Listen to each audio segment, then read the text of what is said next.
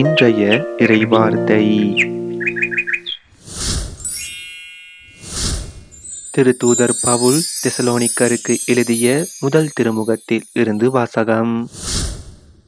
அன்பர்களே, எங்கள் இன்னல் இடுக்கண்கள் நடுவிலும் உங்களது நம்பிக்கையைக் கண்டு உங்களால் நாங்கள் ஆறுதல் அடைகிறோம். நீங்கள் ஆண்டவரோடு உள்ள உறவில் நிலைத்திருக்கிறீர்கள் என்று அறிந்ததும் எங்களுக்கு உயிர் வந்தது. நம் கடவுள் முன்னிலையில் உங்களால் நாங்கள் பெருமகிழ்ச்சி அடைகிறோம். அதற்காக உங்கள் பொருட்டு எத்தகைய நன்றியை அவருக்கு கைமாறாக காட்ட இயலும். நாங்கள் உங்கள் முகத்தை காணவும் உங்கள் நம்பிக்கையில் குறைவாக உள்ளவற்றை நிறைவாக்கவும் அல்லும் பகலும் மிகுந்த ஆர்வமுடன் மன்றாடுகின்றோம். இப்பொழுது நம் தந்தையாம் கடவுளும் நம் ஆண்டவராம் இயேசுவும் உங்களிடம் வருவதற்கான வழியை எங்களுக்கு காட்டுவார்களாக. உங்கள் மீது நாங்கள் கொண்ட அன்பு வளர்ந்து பெருகுவது போல நீங்கள் ஒருவர் ஒருவருக்காகவும் எல்லாருக்காகவும் கொண்டுள்ள அன்பையும் ஆண்டவர் வளர்த்து பெருக செய்வாராக. இவ்வாறு நம் ஆண்டவர் இயேசு தம்முடைய தூயோர் அனைவரோடும் வரும் பொழுது நம் தந்தையாம் கடவுள் முன் நீங்கள் குற்றமின்றி தூய்மையாக இருக்குமாறு அவர் உங்கள் உள்ளங்களை உறுதிப்படுத்துவாராக. இது ஆண்டவர் வழங்கும் அருள்வாக்கு. இறைவா, உமக்கு நன்றி.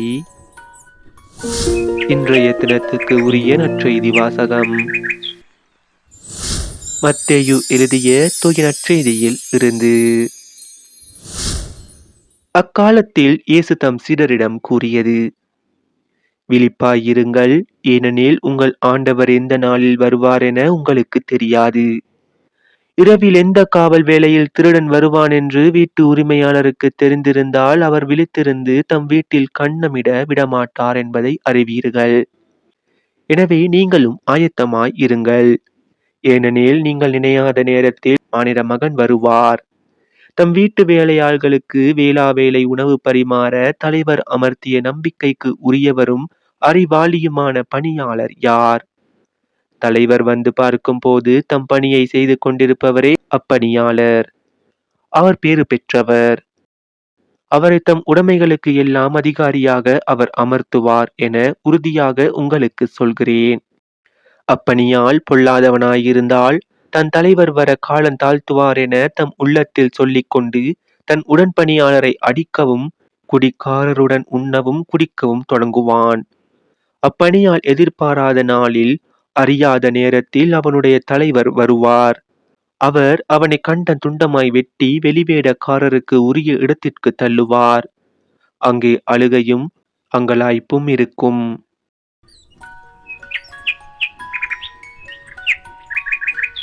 இது நம் கிறிஸ்து இயேசு வழங்கும் வாழ்வு தரும் நற்செய்தி.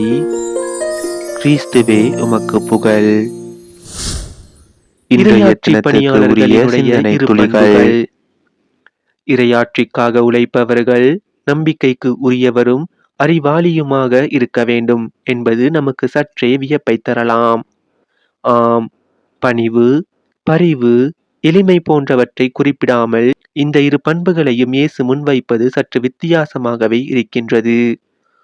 ஆனால் விவிலியத்தை சற்று ஆய்வு செய்து இவை இரண்டுமே இறைவனின் பண்புகள் என அறியும் போது நம் வியப்பு மறைந்து விடுகிறது. கடவுள்தான் நம்பிக்கைக்கு உரியவர் என அறிக்கையிடுகிறது திருப்பாடல்கள் நூல். அவரே விண்ணையும் மண்ணையும் கடலையும் அவற்றிலுள்ள யாவற்றையும் உருவாக்கியவர். என்றென்றும் நம்பிக்கைக்கு உரியவராய் இருப்பவரும் அவரே. இரண்டாவதாக, அறிவின் ஊற்று கடவுளே. ஞானிகளுக்கு ஞானம் வழங்குபவர் அவரே. அறிவாளிகளுக்கு அறிவை அருள்பவர் அவரே. எனவே இறைவனைப் போலவே நாமும் அறிவாற்றலோடு செயல்பட வேண்டும். இன்று நம் குடும்பங்களிலும் பங்குகளிலும் பணித்தளங்களிலும் நம்பிக்கைக்கு உரியவரும் அறிவாளிகளுமான தலைவர்கள் அதிகம் தேவை. அதற்காக மன்றாடுவோமாக.